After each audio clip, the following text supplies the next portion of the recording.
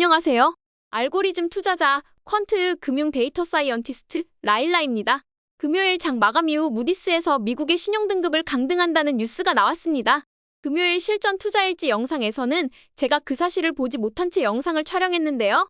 저는 그 사실이 금요일 장중간에 나왔다고 하더라도 전혀 상관하지 않았을 것 같고, 저는 뉴스와 헤드라인에 따라 투자 결정을 내리지 않지만 많은 분들이 두려워하시는 것 같아서 이번 영상은 과거의 패턴을 살펴보고 여기서 얻을 수 있는 교훈을 통하여 무디스 신용등급 강등에 따라서 어떻게 투자 전략을 짜야 하는지 생각해 보도록 하겠습니다.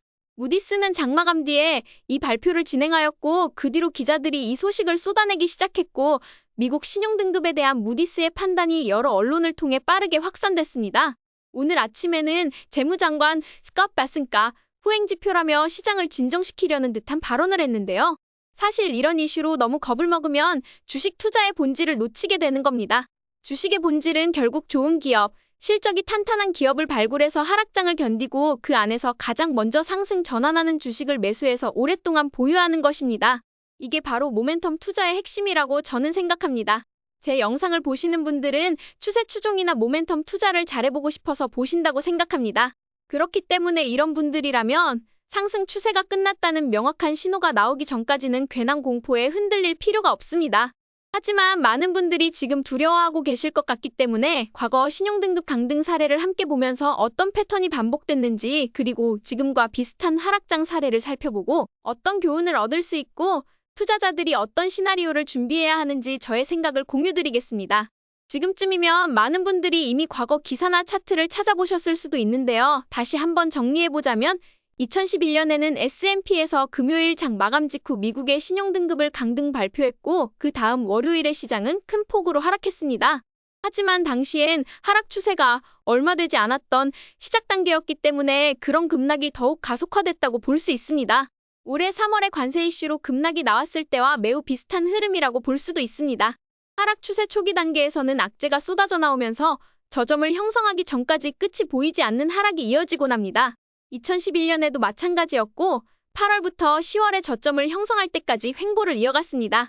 이때 횡보 기간에는 50일 이평선을 단 한 번도 돌파하지 않았기 때문에 모멘텀 투자자였다면 큰 자금을 투자하지 않았을 것이기 때문에 걱정할 필요가 없었습니다.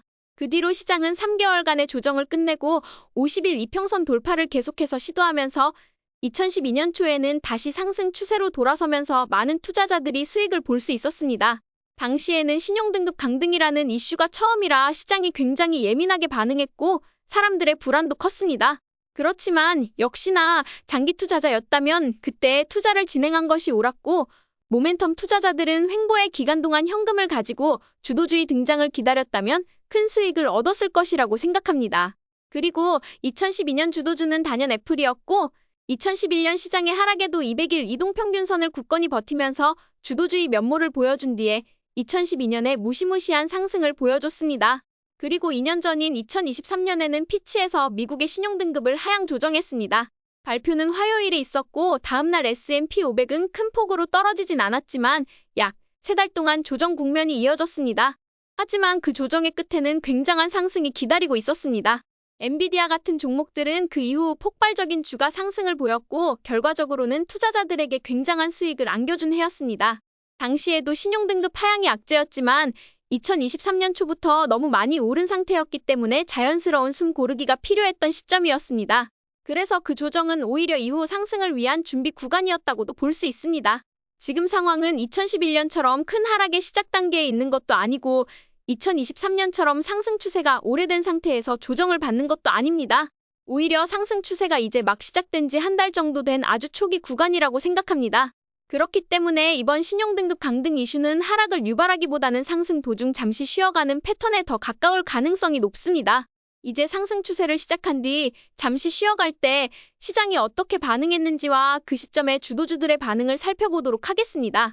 예를 들어 1998년을 보면 상승 추세가 한번 시작된 뒤에도 시장은 여러 번 조정을 거치면서 투자자들을 흔들었습니다. 하지만 추세 자체는 이어졌고 그 전에 나왔던 악재보다 더 큰 이슈가 터지지 않는 이상 상승 추세는 쉽게 꺾이지 않았습니다.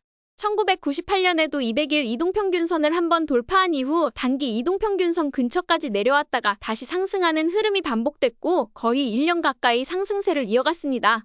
우리가 시장을 볼 때 가장 중요한 것은 바로 주도주의 움직임입니다.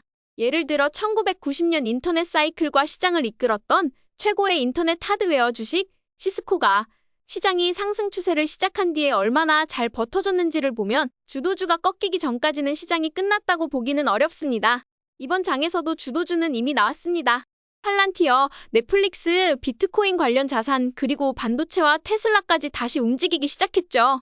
이런 종목들이 완전히 추세를 꺾기 전까지는 우리는 괜히 먼저 걱정할 필요는 없다고 봅니다. 2019년의 흐름도 비슷합니다.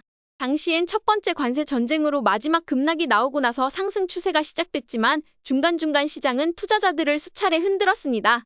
S&P 500도 2019년에 두 번이나 200일선 근처까지 내려왔고 많은 투자자들이 두려움의 손절을 진행했을 것 같습니다. 그때 주도주였던 쇼피파이는 9월까지 단 한 번도 51선을 이탈하지 않았고 거의 200% 수익을 기록했습니다.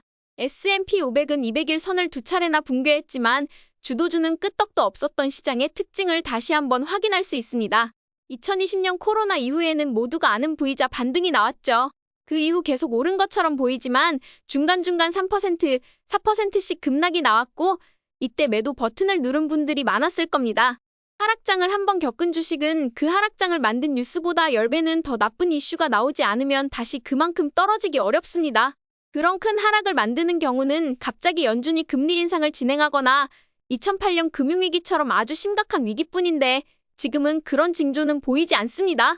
그리고 2020년에 주도주였던 테슬라도 중간중간 조정은 있었지만 51선을 한 번도 깨지 않고 연말까지 상승하면서 거의 모든 투자자에게 경제적 자유를 선물했습니다. 결국 주도주가 꺾이지 않는 한 시장이 쉬어가는 것만으로는 걱정할 필요가 없습니다. 그렇다면 다음 주 우리는 어떻게 대응해야 할까요? 많은 전문가나 유튜버들이 이렇게 될 것이다 라고 말하지만 주식시장에서 100% 맞는 예측은 없습니다. 그래서 우리는 항상 겸손하게 대응해야 합니다. 내가 돈을 버는 건 시장이 기회를 줬기 때문이지 내가 똑똑해서 버는 게 아니라는 걸 반드시 기억해야 합니다. 그렇기 때문에 나의 투자 기간과 나의 성격을 아는 것이 주식시장에서 가장 중요한 것이고 그것보다 중요한 것은 없다는 것을 잊지 마시기 바랍니다. 그래서 우리는 과거 패턴에서 두 가지 교훈을 얻을 수 있습니다. 첫째, 상승 추세 안에서 S&P 500보다 성과가 떨어지는 주식은 주도주가 아니며 그런 주식은 매도하고 주도주의 자금을 재배분하는 전략이 리스크 관리에 효과적입니다. 둘째, 한번 시작된 상승 추세는 과거의 하락을 유발했던 악재보다 더 큰 충격이 나타나지 않는 이상 쉽게 꺾이지 않기 때문에 4월 25일부터 시작된 이번 상승장에서 주도주를 잘 골라 들어가셨다면 그대로 보유하는 것이 좋아 보입니다. 마지막으로 투자 기간에 따라서 반드시 다르게 전략을 가져가시기 바랍니다. 장기 투자자, 지수 투자자라면 하락할 때 비중을 더 강하게, 상승 추세 안에서 쉬어갈 때는 약간, 상승할 때는 적립식 투자로 대응하는 게 좋아 보입니다. 우리는 사이클과 모멘텀 중심의 투자자이기 때문에 주도주가 무너지지 않는 한 끝까지 가져가는 전략이 효과적이라고 생각합니다. 그리고 스윙 투자자라면 제가 지난주 계속 공유드렸듯이 시장이 단기 모멘텀을 보일 때 매도를 했어야 적절하며 이제는 약간의 쉬어감이 올 때 다시 한번 주식을 재매수하는 전략이 적절해 보입니다. 저는 추세 추종, 알고리즘, 퀀트 투자자로서 시장의 주도주들이 버티는 한 상승 추세가 끝나는 날까지 보유하는 전략이 적절해 보입니다. 오늘도 저희 전략이 재미있으셨다면 좋아요와 구독 버튼 눌러주세요. 지금까지 방구석 헤지펀드 매니저 라일라였습니다. 감사합니다.